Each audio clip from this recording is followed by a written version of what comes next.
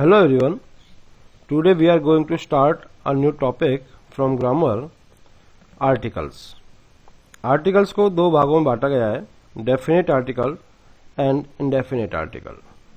Definite articles में दा का प्रयोग किया जाता है और indefinite articles में a या n का प्रयोग किया जाता है. Let's start. आर्टिकल्स के बारे में बताया गया है कि technically an article is an adjective. ये आर्टिकल जो अपने आप में एक एडजेक्टिव का काम करता है. इंग्लिश में किसी आर्टिकल का प्रयोग नाउन के साथ किया जाता है, चाहे वह आर्टिकल का कोई अर्थ हो या ना हो.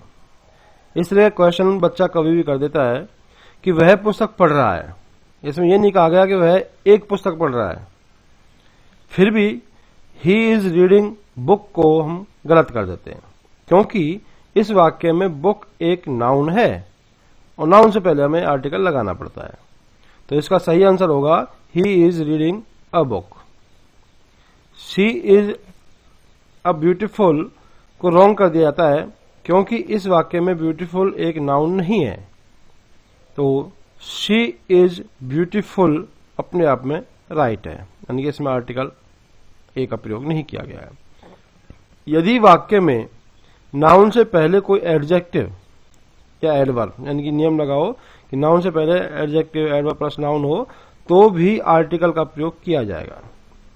जैसे she is a beautiful girl, यानी कि आर्टिकल से जो पहले आपके साथ जो जुड़ा हुआ वर्ड है वो तो एडजेक्टिव है, लेकिन फिर भी ये गर्ल को एक्सप्रेस करता है, तो इसलिए हम इधर भी आर्टिकल को लगाएंगे.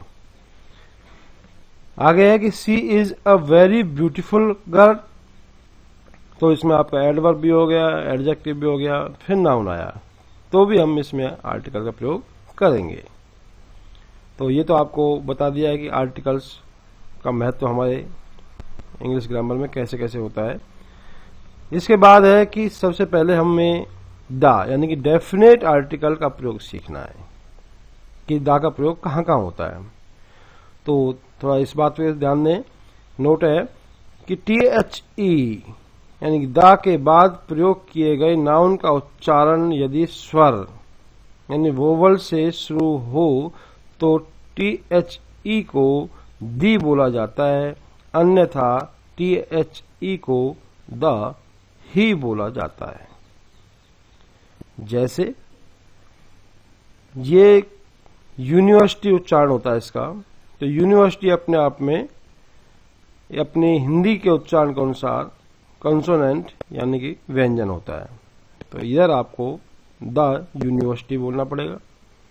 और जो इधर है एंड, एंड अपने आप में जो उच्चारण आया वो आया स्वर का, इसलिए इसमें दी एंड बोलना पड़ेगा.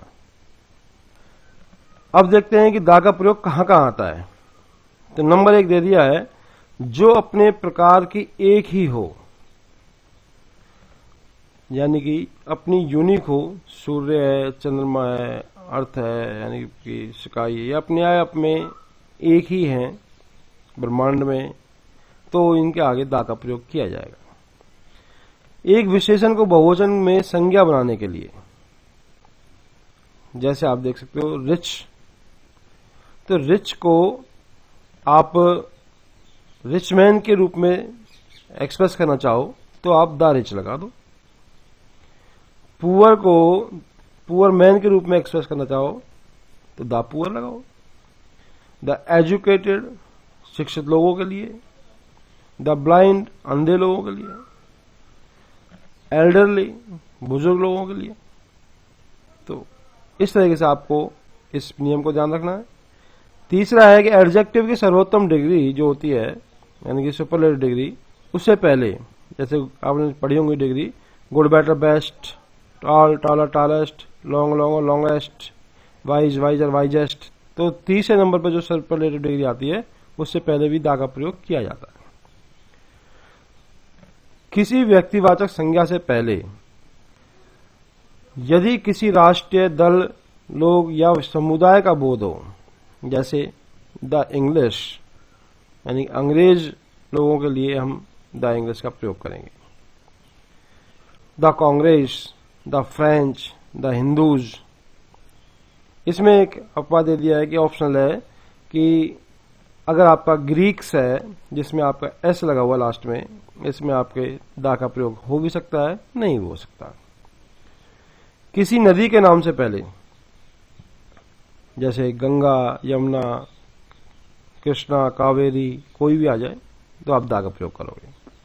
किसी सागर या खाड़ी के नाम से पहले, जैसे अटलांटिक महासागर हो गया आपका, बे ऑफ बंगाल, बंगाल खाड़ी हो गई। 7वें नंबर पे पहाड़ों की श्रृंखला से पहले, कोई भी आपकी पहाड़ों की श्रृंखला है, हिमालयाज है, विंध्याज है, एल्प्स है, तो ये आपके दा का प्रयोग करना होगा। द्वीपों के समूह से पहले, East Indies, West Indies, Andaman, Hebrides, इनके पहले आप आर्टिकल दा का प्रयोग करोगे। कुछ स्थानों से पहले, जैसे कि आप जानते हो वैसे तो हम स्थानों से पहले हम आर्टिकल का प्रयोग नहीं करते, लेकिन पंजाब से पहले किया जाएगा, सहारा से पहले किया जाएगा, यूनाइटेड किंगडम है, यूनाइटेड स्टेट्स ऑफ अमेरिका है, मध्य प्रदेश है। कुल मिलाकर के ये ऐसे स्थान हैं जो किसी समूह के रूप में जाने जाते हैं। जैसे पंजाब को हम 5 नदियों के वजह से पंजाब जानते हैं, तो इसमें हम दा का प्रयोग कर देते हैं। वैसे हम जनरली किसी प्लेस के आगे दा का प्रयोग नहीं करते हैं। किसी अखबार, पत्रिका या प्रसिद्ध ग्रंथ से पहले, जैसे आपका कोई भी द ट्रिब्यून हो गया, द हिंदुस्तान टाइम्स हो गया, द स्टेट्समैन हो गया, द गीता, कुरान, महाभारत, जो भी आपके ग्रंथ, किसी के साथ भी आप दा का प्रयोग करोगे। 11वां है कि ऐतिहासिक या सार्वजनिक इमारत से पहले, आप देख सकते हो कि ताजमहल, पार्लियामेंट हाउस, कोई भी आपके ऐसी बिल्डिंग जो अपने आप में ऐतिहासिक कहलाए या एक पब्लिक प्लेस के रूप में यूज होती है। 12वां है शरीर के अंगों के लिए, जैसे आपका आई cot him by the year, तो द ईयर का प्रयोग किया गया। आगे है पूरी जाति का बोध कराने के लिए, डॉग है, कैमल है, कोई भी कैट है, एलिफेंट है, काऊ है। यदि आप पूरी जाति का बोध कराया जा रहा हो तो हाँ ऐसा होगा। किसी विशेष व्यक्ति या वस्तु के लिए, जैसे call the boy who is standing there, यानी कि कौन से लड़के की बात चल रही है। यदि आपको बताया गया कि वह लड़का है तो उसके आगे हम दा लगा देते हैं, वरना जनरली हम ए का प्रयोग करते हैं। 15वां है जब किसी संज्ञा को पहली बार प्रयोग करते हैं तो ए का प्रयोग करते हैं, परंतु जब दूसरी बार करते हैं तो दा का प्रयोग करते हैं। आई सॉ अ बैगर, पहले तो हमने अ बैगर लगा दिया, लेकिन जब दोबारा से बैगर का जिक्र चला तो the beggar came to me, तो हम उसके बाद दा का प्रयोग करेंगे, क्योंकि अब हम मुझसे परिचित हो चुके हैं। स्पेसिफिक होने पे हम उसमें आर्टिकल प्रयोग करेंगे दा। किसी कंपैरेटिव डिग्री जो होती है एडजेक्टिव के साथ, परंतु यह जब तुलना देन से ना हो रही हो, जैसे आप देखोगे this is the more beautiful of the 2 dolls, यानी कि आपका 2 के बीच में तुलना हो रही होगी तो आपको दा का प्रयोग करना होगा। यदि किसी विशेषण का भाववाचक संज्ञा का भाव देना हो, जैसे द गुड का अर्थ गुडनेस हो जाएगा। आप जानते हो गुड का मीन अच्छा होता है, लेकिन अच्छाई अगर एक्सप्रेस करनी हो तो द गुड से आप गुडनेस का भाव निकाल सकते हो। द प्योर लगाने से प्योरिटी का भाव, द ब्यूटीफुल लगाने से ब्यूटी, सुंदरता का भाव। तो I like the good, the pure and the beautiful, यानी कि मैं पसंद करता हूं अच्छाई, शुद्धता और सुंदरता। कंपेयर डिग्री के साथ क्रिया विशेषण के रूप में the more you earn the more you spend, जितना ज्यादा तुम कमाते हो उतना ज्यादा तुम खर्च करते हो। The higher you go the cooler it is, जितना ऊंचा तुम जाते हो उतनी ठंड होती जाती है। तो इस तरीके से आप देख सकते हो कि 2 डिग्रियां कंपेरेटिव रूप में ऐसे यूज होती हैं, तो आपको द का प्रयोग करना होता है। ऑल या बोथ के बाद द का प्रयोग करें। All the boys, both the players, तारीख से पहले ऑर्डिनल नंबर जो होते हैं first, second, third, fourth, fifth, इस तरह के लिखा जाएगा तो आप दा का प्रयोग करें। प्रॉपर नाउन को बहुवचन बनाने के लिए गुप्ता को गुप्ताज, ग्रीन को ग्रीन्स लिखा जाएगा तो आप दा का प्रयोग करोगे। होल और सेम से पहले the whole class, the same shirt. Evening, morning, afternoon से पहले यदि इनसे पहले लास्ट, नेक्स्ट या एवरी शब्द ना दिया हुआ हो। In the evening, in the morning, last evening आएगा तो लास्ट इन, इसमें आप देखेंगे इसमें आर्टिकल का प्रयोग नहीं हुआ है। बड़े बड़े पदों के लिए आपका the president, the prime minister, the director. ऐतिहासिक घटनाओं से पहले जैसे द बैटल ऑफ पानीपत। दिशाएं जब इनसे पहले प्रीपोजिशन दिया हुआ हो।